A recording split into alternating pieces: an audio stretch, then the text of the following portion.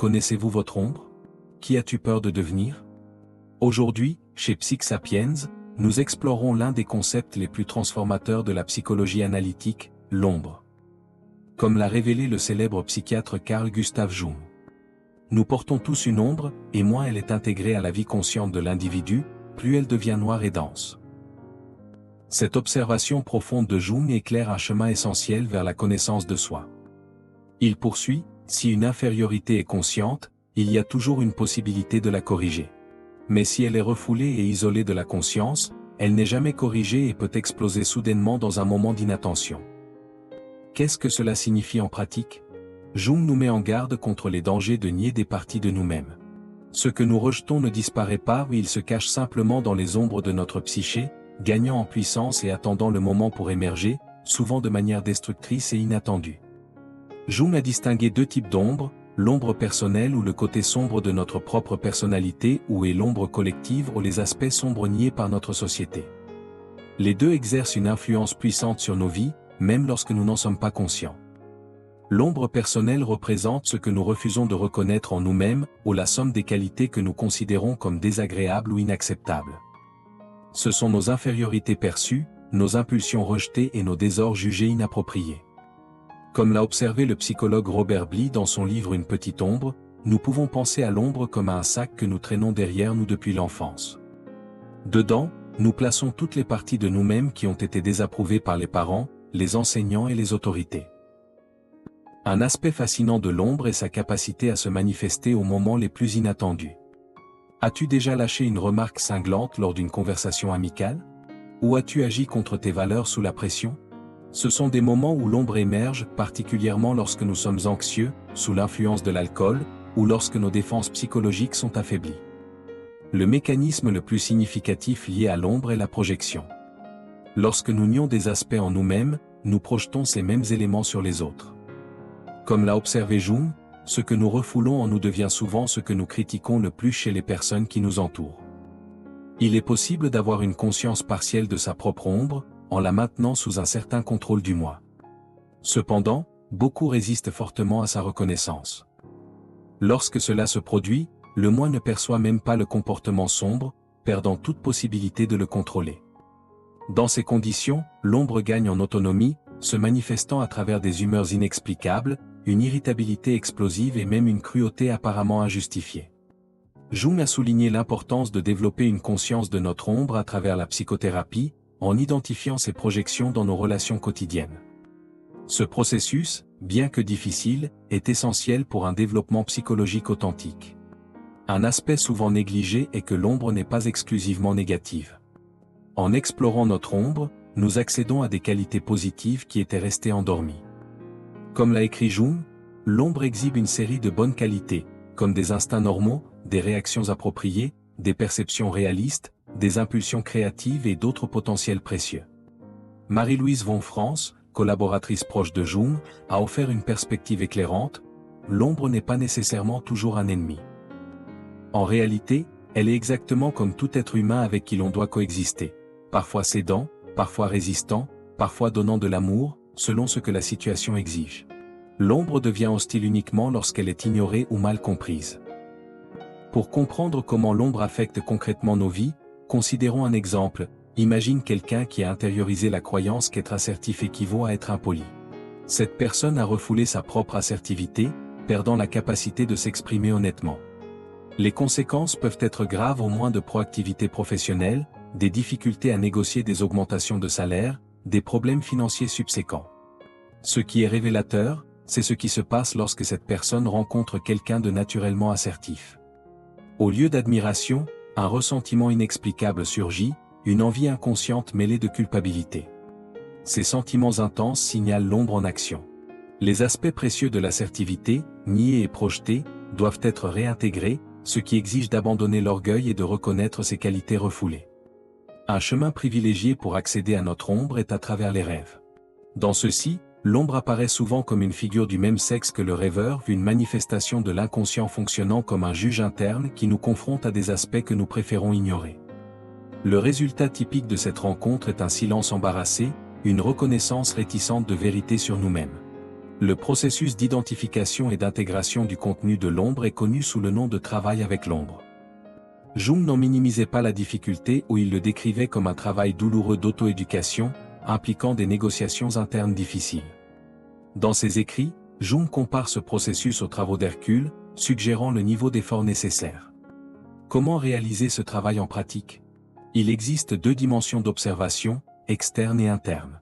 Extérieurement, nous observons nos réactions émotionnelles disproportionnées lors d'interactions sociales, en pratiquant une honnêteté radicale sur nos comportements. Intérieurement, l'exploration des rêves offre un portail direct pour accéder à des contenus sombres qui cherchent à s'exprimer. Ce travail nous rend progressivement plus conscients, réduisant le potentiel destructeur de l'ombre. L'objectif n'est pas d'éliminer l'obscurité par une guerre contre elle, mais d'intégrer lumière et ombre. Comme l'a écrit Jung, il n'y a pas de lumière sans ombre et pas de totalité psychique sans imperfection. Nous ne devons pas chercher la perfection, mais la totalité de la personnalité. Cette quête de totalité est au cœur du processus d'individuation ou le voyage qui crée progressivement un équilibre entre conscient et inconscient, alignant l'ego avec le soi, la totalité de la personnalité. C'est un voyage vers l'authenticité qui transcende la moralité superficielle. Aussi effrayant que cela puisse être de confronter notre ombre, trouver la vérité sur nous-mêmes apporte un profond soulagement psychologique. Le psychanalyste James Hollis l'exprime avec éloquence, la peur que nous ressentons en confrontant notre ombre n'est jamais aussi grande que le pouvoir que nous gagnons en l'intégrant. Ce que nous craignons cache généralement ce dont nous avons le plus besoin pour devenir complets. Malheureusement, comme Jung l'a observé, la plupart des gens font preuve d'une indolence considérable lorsqu'il s'agit de réfléchir profondément aux aspects moraux de leur comportement, même ceux déjà conscients. La résistance est encore plus grande lorsqu'il s'agit de considérer l'influence de l'inconscient. Cette réticence est compréhensible où le processus est douloureux, mais les conséquences de l'éviter sont potentiellement dévastatrices. Cela nous amène à l'ombre collective, le côté sombre d'une société et d'une culture entière. L'ombre collective représente tout ce qui s'oppose aux valeurs partagées et collectivement acceptées. Nous parlons d'un aspect multidimensionnel de l'existence humaine, les dommages que nous nous infligeons les uns aux autres et au monde, et leurs effets durables sur les générations suivantes. L'ombre collective se manifeste depuis les projections d'infériorité sur des groupes spécifiques jusqu'à la normalisation de la violence et le déni de la responsabilité collective. Le pouvoir caché que Jung a révélé. Alors que les aspects les plus brutaux de l'ombre collective se manifestent dans les guerres et les génocides, elle peut aussi se camoufler sous des apparences vertueuses. Nous observons cela dans les activités missionnaires, dans l'imposition culturelle et linguistique, dans l'exploitation économique justifiée comme développement, et dans d'autres formes subtiles qui imprègnent notre réalité. Comme c'est typique du matériel sombre, son influence peut être généralisée sans être évidente. Extérieurement, l'ombre collective se manifeste dans les atrocités, les persécutions, la souffrance physique, la pauvreté, la criminalité et l'extinction culturelle.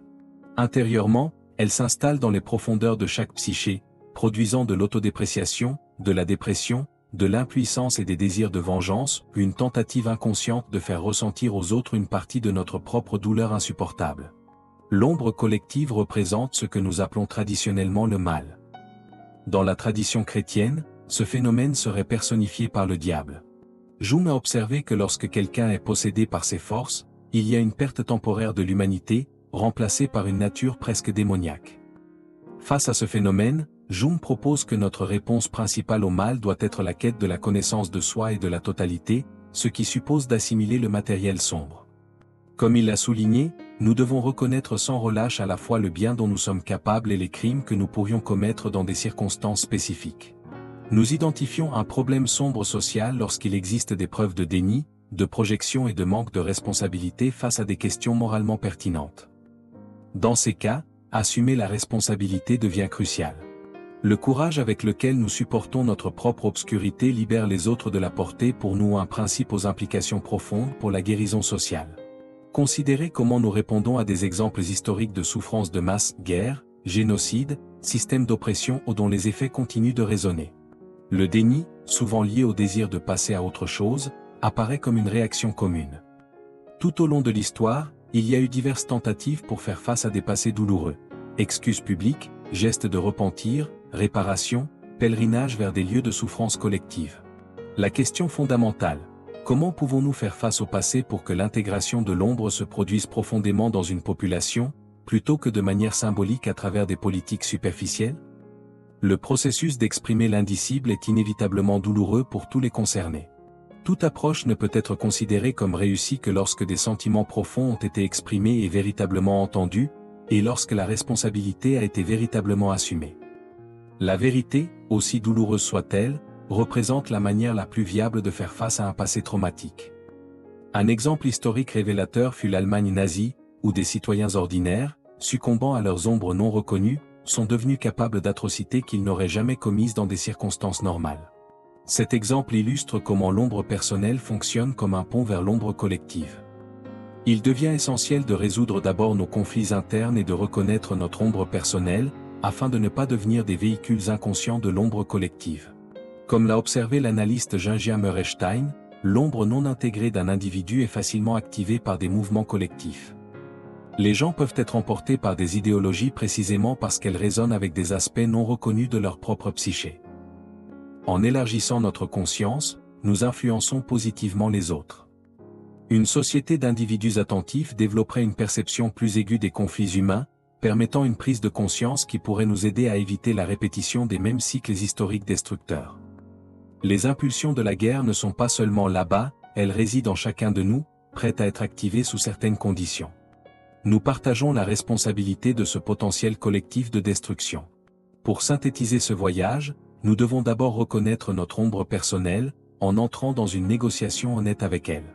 Cela nécessite une honnêteté radicale dans nos auto-observations, une attention à nos réactions émotionnelles excessives et une exploration des symboles dans nos rêves. Ce travail nous empêche d'être victimes de nos projections inconscientes et nous permet de retrouver des qualités précieuses endormies. Avec cette base, nous pouvons développer une conscience de l'ombre collective, en évitant d'être entraînés par ces courants. Nous assumons la responsabilité de faire face au déni social et au manque d'initiative face aux problèmes collectifs. Le courage de faire face à notre obscurité apporte un soulagement non seulement pour nous, mais pour toute la communauté humaine. Au lieu d'ignorer les atrocités et de permettre à l'ombre de croître jusqu'à des proportions incontrôlables, ce travail conscient interrompt les cycles de répétition historique. Comme Jung l'a montré, le chemin vers la totalité ne consiste pas à devenir parfait, mais complet en intégrant lumière et ombre dans une narration cohérente qui embrasse la complexité de l'expérience humaine. Si ce contenu sur l'ombre a résonné en vous, réfléchissez, quels aspects de vous-même craignez-vous de reconnaître? Quelles qualités projetées sur les autres pourraient enrichir votre vie si elles étaient intégrées consciemment? Partagez vos réflexions dans les commentaires et rejoignez la communauté des penseurs Psych Sapiens en vous abonnant à la chaîne. Ensemble, nous pouvons illuminer les ombres et découvrir les trésors cachés dans notre propre obscurité.